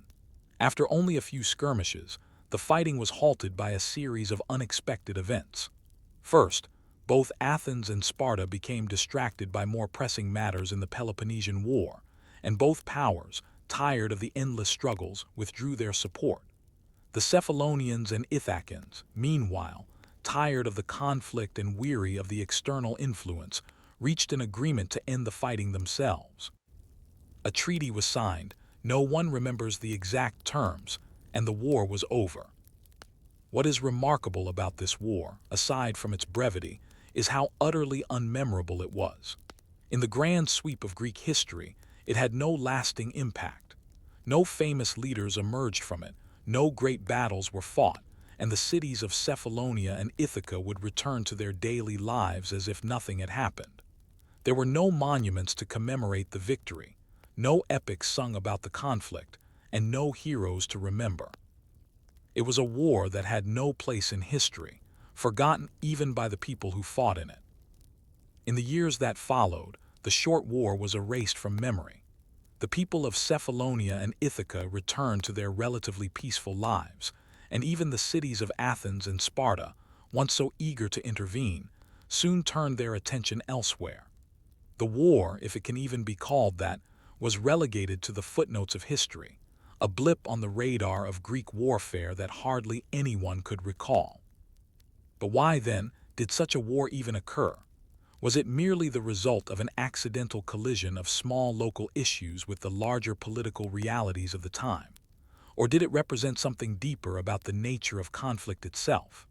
After all, wars are often fought over territory, resources, and power, but they are also driven by human misunderstandings, miscommunications, and political maneuvering.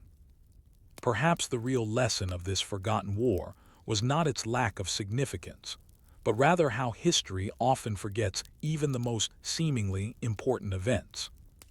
The forgotten war between Cephalonia and Ithaca was an absurdity in many ways, an event that, though it briefly captured the attention of the powerful city-states of Athens and Sparta, ultimately became a footnote in the history of a much grander and more consequential conflict. It speaks to the often unpredictable nature of war, where seemingly trivial issues can escalate into full-blown hostilities, only to quickly fade from significance once the world's focus shifts elsewhere. What is especially fascinating about this war is the role that Athens and Sparta played in it. These two great powers, locked in a bitter struggle for dominance over Greece, were quick to intervene in the conflict between two relatively insignificant islands. Their involvement, while seemingly based on political strategy, was largely a reflection of the desperation both states felt at the time. Neither Athens nor Sparta wanted to appear weak in the eyes of their rivals, and thus they seized upon any opportunity to exert their influence. Yet, in doing so, they found themselves entangled in a conflict that was destined to accomplish nothing of real importance. Athens and Sparta, as fierce as they were in their long-standing rivalry, often acted in ways that seemed irrational when viewed from a larger perspective. The intervention in Cephalonia and Ithaca was not a well-considered military campaign, but rather a byproduct of their ongoing geopolitical struggle. The two powers had become so focused on their larger war that they failed to recognize the futility of their actions in this case. The Cephalonian-Ithacan War, if one could even call it, that was fought not for land or wealth, but to uphold a reputation.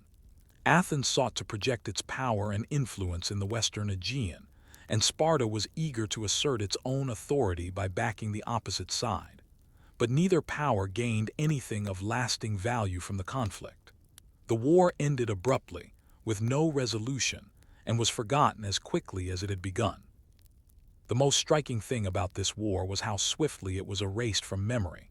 For Athens and Sparta, the conflict was nothing more than a brief interruption in their grander ambitions.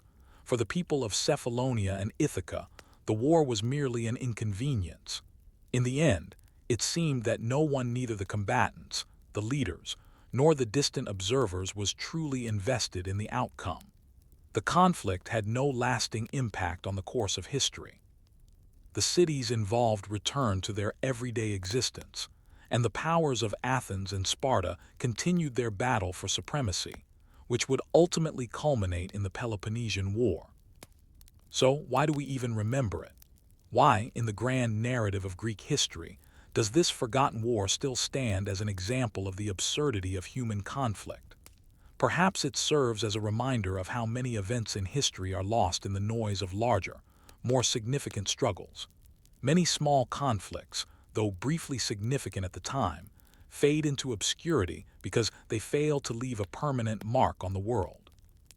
This war, brief as it was, is now a symbol of how the distractions and miscalculations of the powerful can lead to the waste of resources, lives, and time in the service of nothing but pride. What lessons, then, can we learn from this short, forgotten war? Was it simply an absurdity of politics, a conflict born out of egos and rivalries that could not sustain themselves? Or did it serve as a larger reflection of the way history often overlooks the small, fleeting conflicts in favor of the grander stories that shape our understanding of the past? Perhaps the true lesson is the reminder that most of history is built not on the extraordinary battles and monumental wars, but on the hundreds, perhaps thousands of small, inconsequential incidents that could have been erased from time, had they not been briefly caught in the gears of larger political movements. The people of Cephalonia and Ithaca, with their fishing disputes, had no idea that their conflict would momentarily be swept into the great currents of the Peloponnesian War, only to be quickly forgotten in the wake of more pressing events. In the end, this war was less about the islands or their people, and more about the nature of power, pride, and memory. History is often written by those who survive and those who have the most influence. And in this case, the war between Cephalonia and Ithaca, with its fleeting and inconsequential nature, serves as a reminder that even the most momentous of events can be swept aside, leaving only a whisper in the annals of time. Though the Cephalonian-Ithacan War itself is nearly lost to history, its deeper implications linger in the context of power, memory, and the often arbitrary nature of what gets remembered. It is easy to overlook events like this one, especially when the greater tides of history sweep them away. But the war, brief as it was, provides a striking lesson about how history is shaped, not only by major conflicts, but by the smaller, almost invisible moments that help define it. In the long run, the Cephalonian-Ithacan conflict exemplifies the power of perception and the way in which the stories we tell about the past are shaped by what we choose to focus on.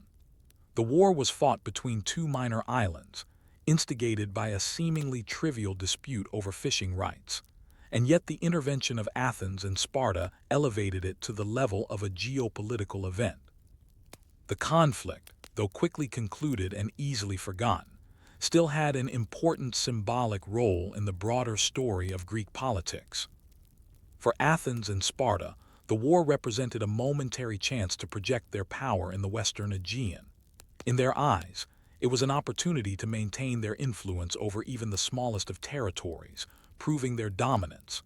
But in truth, neither side gained anything of lasting value. The resources spent, the men involved, and the brief skirmishes that followed were all for naught. The outcome of the war did nothing to shift the balance of power between the two rival city-states. Yet, in the larger scope of the Peloponnesian War, this fleeting conflict was simply another example of how both Athens and Sparta were caught up in the momentum of a prolonged and draining war. They had become so focused on outmaneuvering one another that they intervened in a conflict that neither directly impacted them nor had any lasting consequences. The forgotten war also serves as a reflection of how often power is exercised for the sake of appearances. The world saw Athens and Sparta as the great powers of the Greek world, but the truth was that both were deeply vulnerable, embroiled in an ongoing struggle for supremacy that often led them to take irrational actions. The Cephalonian-Ithacan War was one such example, where these larger powers threw themselves into a meaningless conflict simply to maintain the appearance of control, even when there was no real benefit. In a broader philosophical sense, this war points to the absurdity that can arise in the world of geopolitics, where small territorial disputes and local squabbles can be swept up by larger forces, often resulting in unnecessary suffering and wasted effort.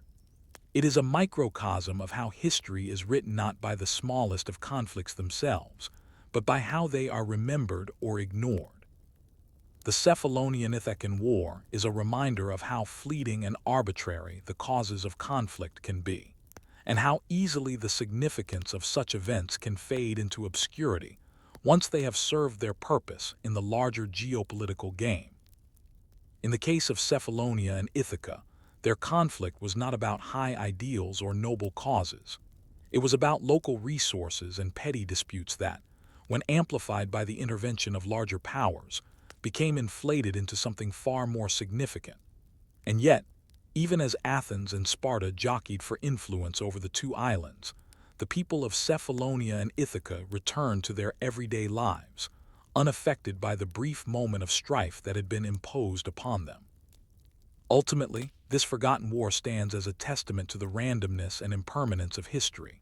While we often remember the great wars, battles, and empires that shaped the course of civilization, countless smaller events fade from the historical record.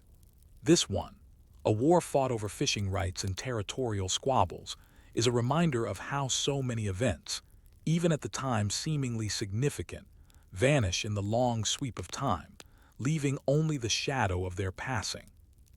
The forgotten nature of this war is not a failure of memory, but a reflection of the priorities of history.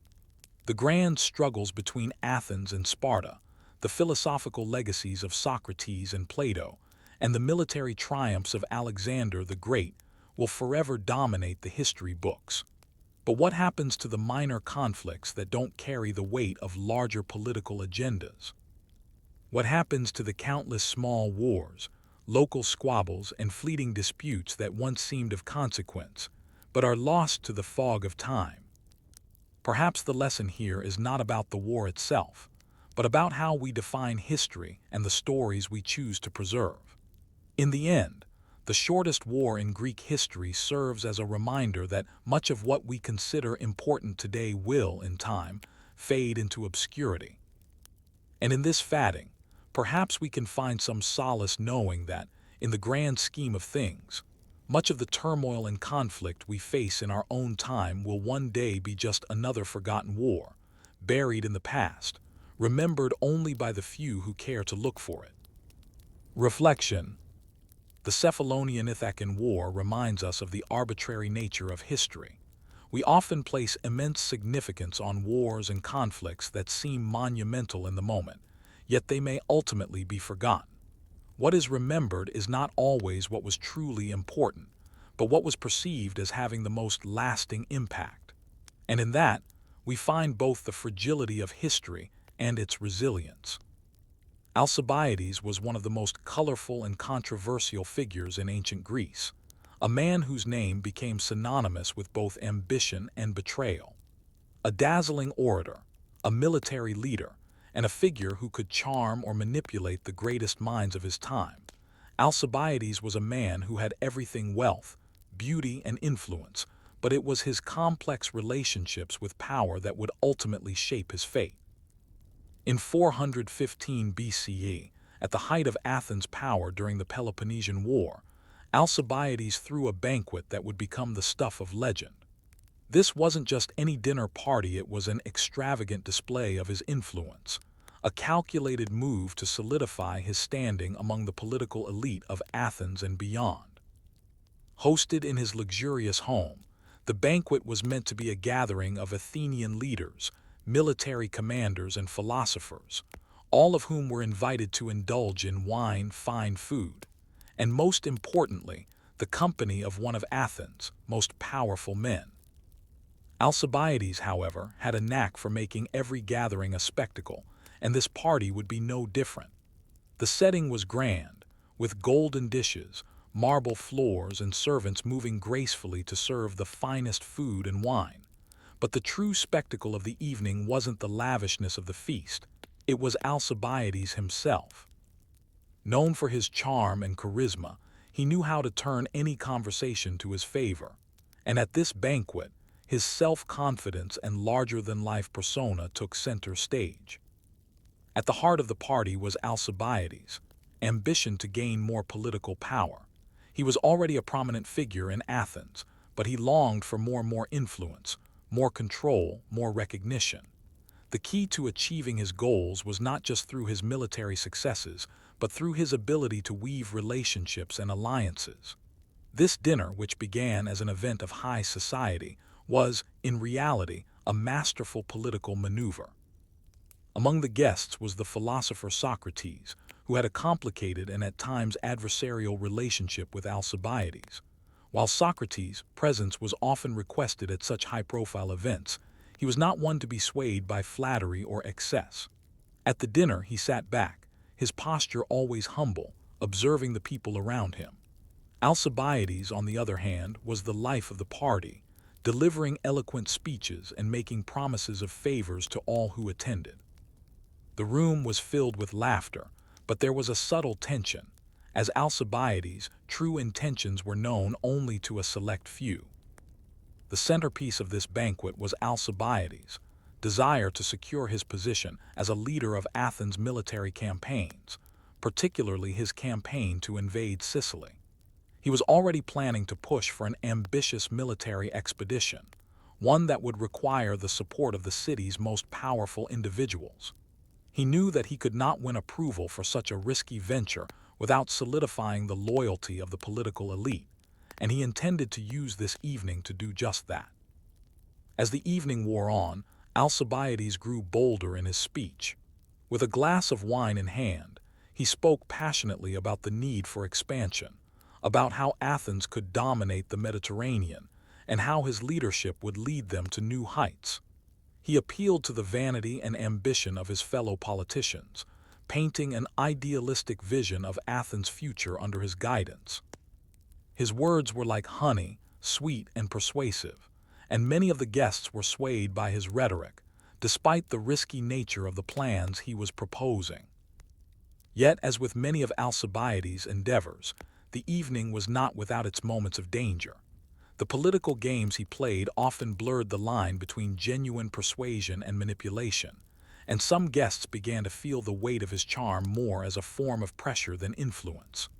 One of his rivals, the general Nicias, who was also present at the banquet, was growing uncomfortable with Alcibiades' grandiose talk. The air grew thick with tension as Nicias, known for his cautious and conservative approach to warfare, began to challenge Alcibiades' enthusiasm. This tension was palpable throughout the evening, especially as Alcibiades' speeches began to sound less like noble aspirations and more like a call to conquest. The other guests, many of whom had come to the banquet for the pleasures of food and wine rather than politics, began to feel the undertones of ambition turn into something darker. Alcibiades, sensing this shift, tried to smooth over the discomfort with humor, cracking jokes and offering assurances. But for many, the evening left an unsettling feeling that lingered long after the wine had been consumed and the plates cleared. As the night drew to a close, Socrates, who had remained largely silent during the banquet, finally spoke. His words, simple and direct, cut through the tension in the room. He asked Alcibiades, "What is it that you seek in all of this, Alcibiades? Power, glory, or something deeper?" The question hung in the air, and for a moment, even Alcibiades seemed taken aback. It was not a question of military tactics or political maneuvering, but of character, of what truly drove him to such ambition. Alcibiades' answer was evasive, a clever response meant to deflect the inquiry while maintaining his composure. But for those who were listening closely, it was clear that he was less interested in what was best for Athens and more focused on elevating his own status. The banquet ended with applause for Alcibiades, but there was no real consensus among the guests about the military campaign he had proposed. Some were persuaded by his passion and rhetoric, while others, like Nicias, remained wary of his ambition. But as the guests left the party, each one carried with them the impression of Alcibiades' influence, even if it was a little too much to swallow. The evening had been both a display of his power and a warning. Alcibiades was a man who could charm, manipulate, and if necessary, deceive his way to the top. But in the end, the The disastrous nature of this dinner party was not just about Alcibiades' ambitions or his manipulative behavior. It was about how the interplay of politics, charisma, and personal gain often resulted in unforeseen consequences. Alcibiades would indeed go on to lead the ill-fated Sicilian expedition, a venture that would end in disaster for Athens and mark a turning point in his own career. His manipulation of power, his attempt to charm, to use people, to play political games would ultimately lead to his fall from grace. The evening of the banquet, though seemingly a success for Alcibiades in the short term, would prove to be a precursor to the downfall of his military and political career. The Sicilian expedition he so fervently pushed for, which he had used the party to promote, would soon begin, but its consequences would unravel his life in ways he couldn't have predicted.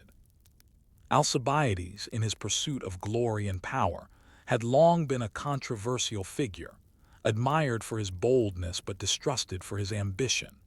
His charm, eloquence, and charisma made him a man who could sway public opinion with ease, but it was this very skill that led to his downfall.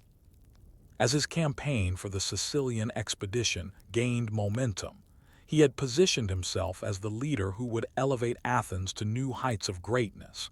Yet his tendency to manipulate and push the limits of trust would come back to haunt him. In the months following the banquet, as preparations for the Sicilian campaign were underway, Alcibiades found himself at the center of a political storm. His relationship with the people of Athens had always been tenuous, rooted in his ability to inspire loyalty and admiration, but also to make enemies. His reputation was tainted by accusations of arrogance, betrayal, and even scandal, especially when rumors began to spread about his involvement in the desecration of the Hermae, the sacred statues that stood at the crossroads in Athens. The desecration of the Hermae was a serious offense, considered both a religious and political outrage. The statues were symbols of the god Hermes, and their defilement was seen as a bad omen, especially as the city prepared for a major military campaign. Alcibiades, already a controversial figure, was one of the key suspects in the act. While he denied any involvement, the accusations, combined with his growing list of enemies, left his position increasingly precarious. As the Athenians prepared to send their fleet to Sicily, the political climate in the city turned against Alcibiades. The general Nicias, who had been reluctantly swept into supporting the Sicilian expedition, began to openly oppose Alcibiades' leadership. It was clear that the ambitious, charismatic man who had once been Athens' golden boy was now being cast in a different light.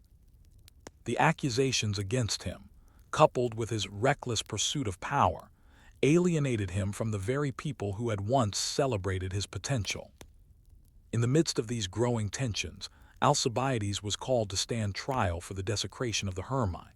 To avoid prosecution, he fled Athens, abandoning the campaign he had so passionately advocated for. He sought refuge in Sparta, a move that was seen as the ultimate betrayal. Not only had he left Athens in its moment of need, but he had also aligned himself with the enemy.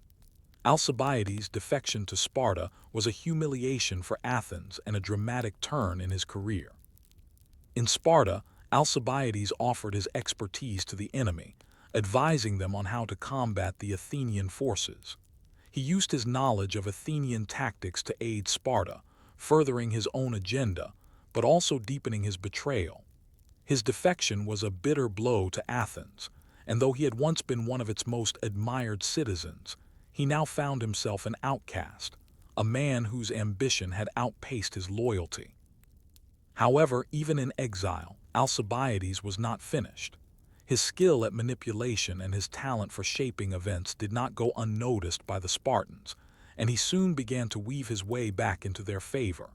He played the role of an advisor, offering counsel on military strategy, and managed to rebuild his position in Spartan society. But even as he regained influence in Sparta, the shadow of his betrayal hung over him. His former allies in Athens were now his bitter enemies, and his new allies in Sparta were always wary of his true loyalties.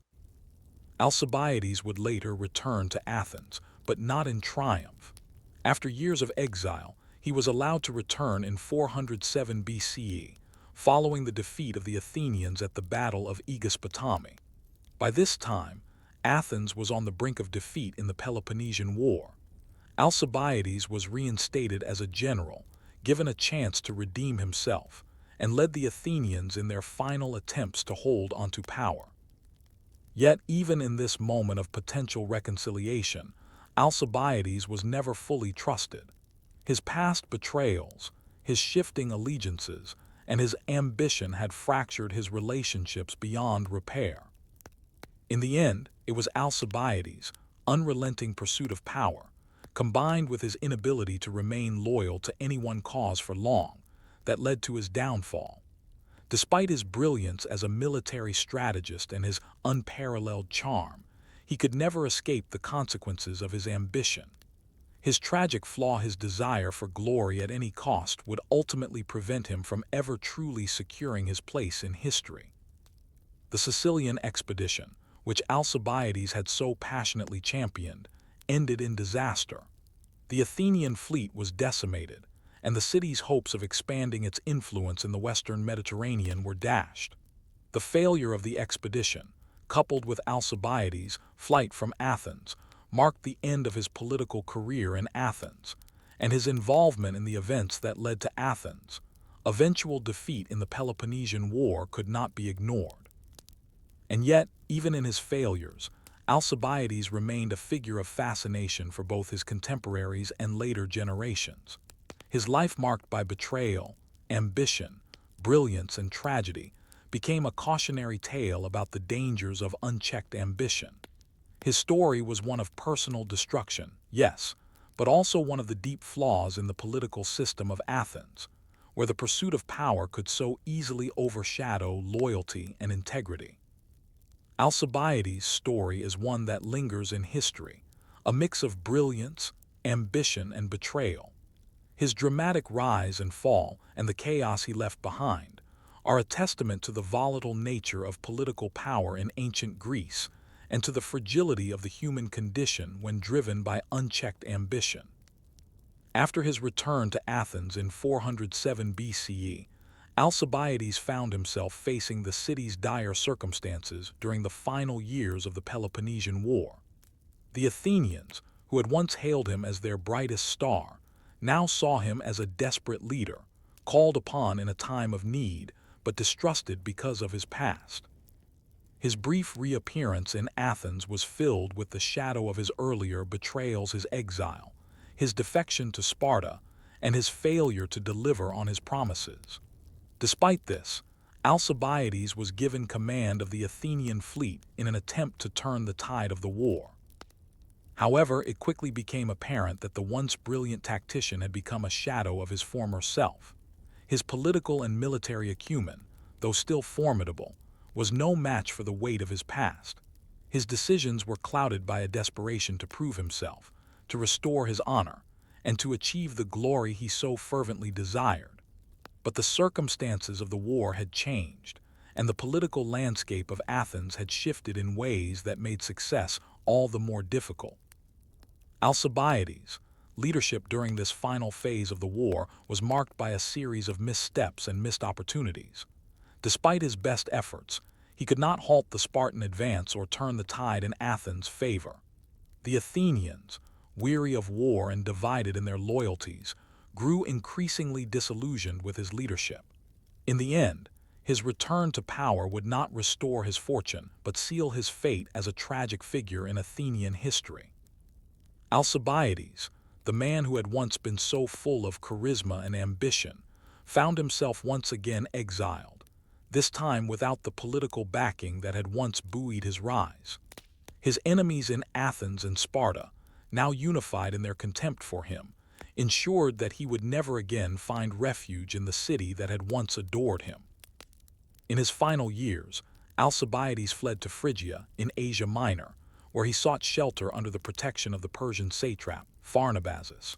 But even in exile, Alcibiades' life remained tumultuous. He would continue to attempt to exert his influence, but his fortune had long since waned. His political maneuverings were no longer effective. The same ambition that had once fueled his meteoric rise now seemed futile in the face of his inevitable decline.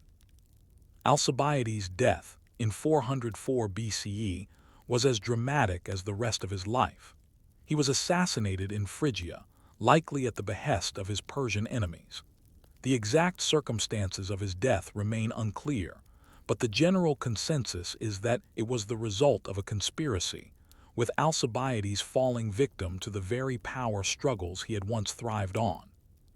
His death, a violent and untimely end to a life of ambition and betrayal, was fitting for a man who had so often lived on the edge of success and ruin.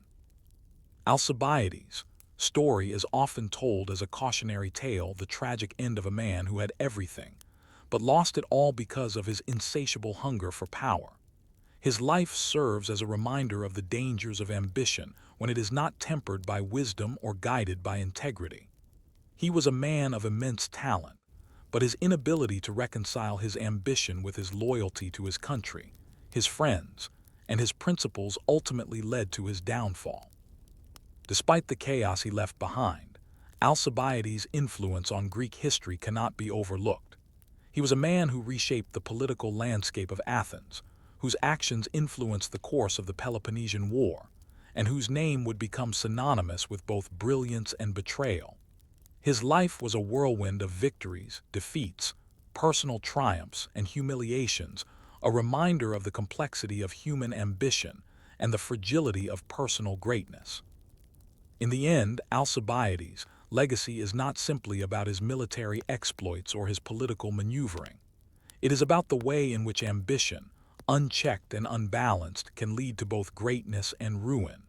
His story, filled with twists and turns, speaks to the essence of human nature itself: the drive for glory, the thirst for power, and the painful consequences of placing personal ambition above all else.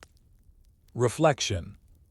Alcibiades, a figure of contradictions, remains one of the most fascinating and tragic characters in ancient Greek history. His life is a testament to the complexities of power, loyalty, and ambition. While he is remembered for his strategic brilliance and his larger-than-life persona, his story also serves as a cautionary tale about the dangers of pride and the fleeting nature of success. In the end, Alcibiades' life reminds us that no amount of charm or military genius can shield one from the consequences of their own decisions. Socrates, one of the most influential philosophers of all time, is often regarded as the father of Western philosophy. His dialogues, as recorded by his student Plato, have shaped the course of intellectual thought for centuries. Yet, despite his philosophical legacy, Socrates' life was not one of pure intellectualism. Before he became the man whose ideas would revolutionize the ancient world, Socrates had a rather different ambition. He wanted to be a poet. The story of Socrates' early years is one of both simplicity and complexity. Born in Athens around 470 BCE, Socrates came from a modest background. His father, Sophroniscus, was a sculptor, and his mother, Phaenarete, was a midwife. The young Socrates, however, did not follow in his father's footsteps as a sculptor, nor did he pursue any other traditional career in Athens. Instead, he gravitated toward the world of poetry, a pursuit that was quite common for young men in the intellectual circles of Athens. Socrates, as a young man, dabbled in poetry, writing plays and composing verses. It is said that Socrates was deeply influenced by the works of the early poets, and he even composed poetry himself. Some accounts suggest that he competed in the Athenian dramatic festivals, such as the city Dionysus, and that he was a participant in the world of competitive poetry. However, despite his interest in poetry, Socrates never became famous for his writing. His works, if they ever existed in any significant form, have been lost to history. So, what happened to Socrates' poetic career? Why did a man who could have been celebrated as a poet, a man whose ideas would later change the course of human thought, never achieve fame for his early ambitions in the arts? The answer lies in the unique path that Socrates would eventually take, one that would diverge sharply from poetry and lead him toward philosophy. It was not for lack of talent that Socrates abandoned poetry, nor was it because he was uninterested in the art. The true turning point for Socrates came when he began to question the very nature of human life and the purpose of knowledge. Poetry, while an art form that allowed for expression, did not satisfy the intellectual hunger Socrates felt. He found that, unlike poetry, philosophy could provide a deeper understanding of the world, a way of examining not just the surface of things, but the underlying principles of life itself. Socrates' shift from poetry to philosophy was gradual. As he matured, he became more interested in the nature of virtue, justice, and knowledge. Instead of writing plays, he began to engage in discussions with the people around him, questioning their beliefs, examining their values, and seeking to understand the meaning of life. This intellectual curiosity would eventually lead to his famous method of questioning, the Socratic method, which became his defining contribution to philosophy. But what then of his early poetic ambitions? Why, if he had the talent to compose verses and participate in the poetic world of Athens, did he abandon it for philosophy? The answer lies, in part, in Socrates' growing dissatisfaction with the world around him. Poetry, in his view, dealt with surface appearances, with emotions and fleeting impressions, but did not provide the tools to understand the true nature of the world. Philosophy, on the other hand, promised to uncover the deeper truths of existence, truths that would endure, not just for a generation, but for all time. This turning point, when Socrates abandoned his poetic ambitions for a life of philosophical inquiry, was not an easy decision for him. There were moments when he continued to express himself poetically, such as in his conversations with Plato, where his ideas often took the form of metaphor or allegory. But over time, the world of poetry receded from his life, replaced by a relentless drive to understand the human condition. Yet the decision to focus on philosophy instead of poetry would come with consequences. While Socrates would ultimately become the most revered philosopher in history, his early works, if they had ever existed, would be lost to time. His life would not be remembered for the verses he wrote, but for the questions he asked, the people he challenged, and the ideas he developed. Socrates' transition from poetry to philosophy wasn't simply a change in career or interest, it was a profound shift in his worldview.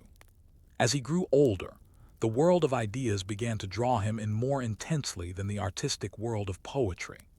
While the art of verse gave him a way to express emotions, beliefs, and stories, it wasn't enough to satisfy his growing desire to understand the deeper truths of life.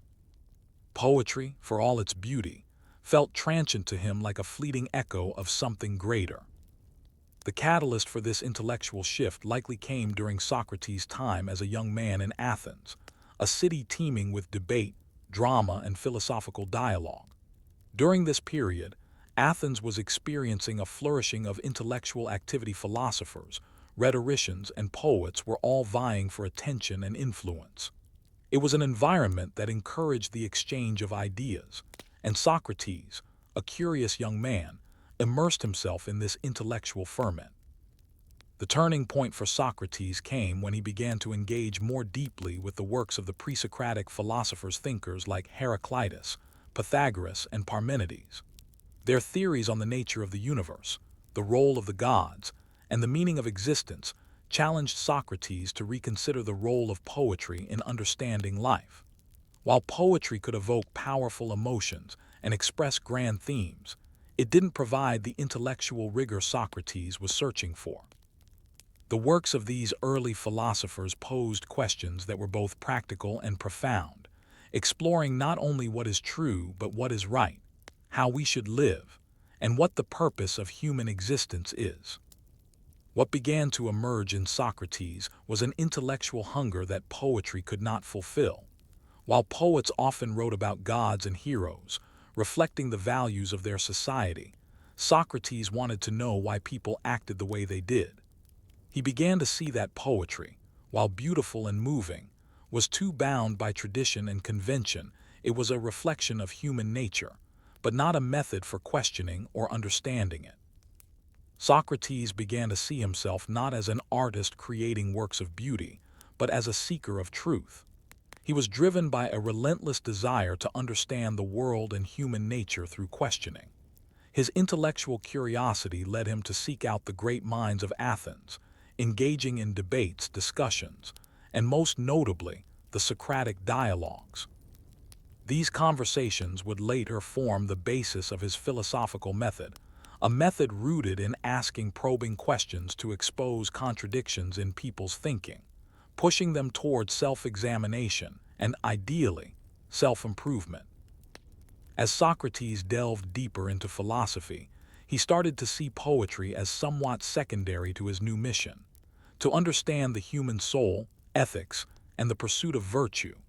Philosophers, in his view, dealt with the eternal questions of truth, justice, and morality, questions that could not be answered by storytelling or art alone.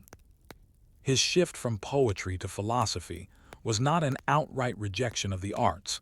He still appreciated the work of poets and playwrights, but a movement toward a deeper intellectual engagement with life's fundamental questions. This philosophical turn, however, did not come without its challenges. Socrates faced criticism for abandoning the arts and for embracing a form of intellectual inquiry that many found threatening. His method of questioning, far from being a tool for the creation of art, was designed to break down the very conventions of thought that people relied upon. He wasn't interested in providing answers so much as he was in challenging assumptions. His famous line, "I know that I am intelligent because I know that I know nothing," reflects his belief that true wisdom lay not in having all the answers, but in knowing how to ask the right questions. As Socrates' reputation grew, he became known not for his poetry but for his ability to engage in intense philosophical debates. He did not write down his ideas, and as a result, much of what we know about Socrates comes from the works of his students Plato, Xenophon, and others. Through their writings, we can piece together a picture of a man who was not just a philosopher, but a relentless pursuer of truth, someone who believed that the purpose of life was not to gain fame, wealth, or success, but to seek understanding and live a virtuous life. Despite Socrates' turn toward philosophy, it is worth noting that elements of his poetic background did not entirely disappear from his intellectual life. His dialogues are filled with rich metaphors, analogies, and even playful references to poetry and myth. He often spoke in ways that were poetic, but always with the aim of challenging assumptions and pushing his interlocutors to question their beliefs. His method, what we now call the Socratic method, was, in a sense, its own form of artistry, the art of conversation, the art of revealing truth through careful, probing questions. In this sense, Socrates did not completely abandon the poetic impulse, but redirected it. Instead of composing verses for public admiration, he composed dialogues aimed at transforming the minds and souls of those he engaged with. His intellectual pursuits, though less artistic in the traditional sense, were still rooted in a desire to craft a deeper, more enduring form of beauty, the beauty of a well-examined life. Socrates' shift from poetry to philosophy was not just an internal transformation, it was also an external one, as it ultimately shaped the course of Western thought. Had he continued his poetic pursuits, it is likely that his name would have been remembered in history primarily as an artist, celebrated for his works of verse. Instead, his decision to abandon poetry in favor of philosophy ensured that he would leave a legacy of intellectual inquiry, dialogue, and moral reflection that transcended the world of art and entered the realm of timeless ideas. But the question remains, what was the true cost of Socrates' abandonment of poetry? By all accounts, Socrates was a man of considerable intellectual ability, and his poetic talent was certainly significant. His early poetry, which likely dealt with themes of love, morality, and the divine, could have positioned him as one of Athens' leading voices in the arts. Instead, he turned to questions of virtue, justice, and the nature of knowledge, abandoning the world of metaphor for the world of dialectic. What Socrates gave up in artistic fame, however, he gained in philosophical influence. His refusal to remain confined by the constraints of poetry allowed him to forge a new path, one that would challenge the very foundations of Greek thought. Through his dialogues, Socrates created a space where truth was not handed down from poets, gods, or the powerful, but uncovered through rigorous questioning and intellectual engagement. His focus on ethics, virtue, and human understanding set the stage for the entire Western philosophical tradition. This shift also allowed Socrates to develop a deeper understanding of his own place in the world. While poets like Homer were revered for their ability to depict the gods and heroes, Socrates was more interested in what it meant to live a good life, one that could be examined and understood through reason and dialogue. His choice was not just intellectual but existential. Where poetry allowed for beauty in expression, philosophy, in Socrates' view, allowed for beauty in life itself, the beauty that comes from understanding, from self-examination, and from the pursuit of virtue. And yet, despite his profound philosophical influence, Socrates remained ambivalent about the distinction between poetry and philosophy. He never fully rejected the poetic impulse. Even in his philosophical dialogues, he often used poetic imagery, allegory, and metaphor to illustrate complex ideas. For instance, the allegory of the cave, one of his most famous metaphors, remains one of the most powerful and poetic ways of understanding human ignorance and enlightenment. Socrates, it seems, never completely severed his ties to the world of poetry. He simply transformed it into a tool for intellectual discovery. Ironically, though Socrates abandoned the poetic world for the intellectual one, it was through his philosophy that he would achieve a kind of immortality that poets could only dream of. His ideas about knowledge, ethics, and the examined life became foundational to Western philosophy. And while the poets of his time were often more famous in the moment, it was Socrates who would endure in the intellectual legacy of the West. The fact that Socrates never wrote down his teachings, unlike the poets and playwrights of Athens, also meant that he was never concerned with the immortality of his name through written works. For Socrates, the focus was never on creating something to be admired posthumously, but rather on guiding others to examine their lives and seek truth. His influence, rather than stemming from his own legacy as an artist or intellectual, came from the way he transformed those around him. Ultimately, the legacy of Socrates' philosophical turn is far more profound than any poetic achievements he might have had. It was his rejection of the world of art in favor of the world of ideas that shaped his role in history. But this rejection was not total. He found a way to incorporate art into his intellectual life, not as an act of creation, but as an act of understanding. His dialogues in many ways are poetic in their structure, filled with the rhythm of questioning and the beauty of intellectual pursuit. In a way, Socrates did become a poet, though not in the traditional sense. His poetry was no longer written in verses, but in ideas, in conversations, and in the beauty of self-reflection. His legacy became not one of artistic creation, but of the creation of thought, a lasting influence that continues to shape how we understand knowledge, virtue, and the human experience. Reflection. Socrates' transition from poetry to philosophy serves as a reminder of the power of intellectual curiosity and the importance of following one's true calling, even if it means abandoning one path in favor of another. Though he gave up the world of poetic fame, Socrates found a deeper, more lasting way to influence the world.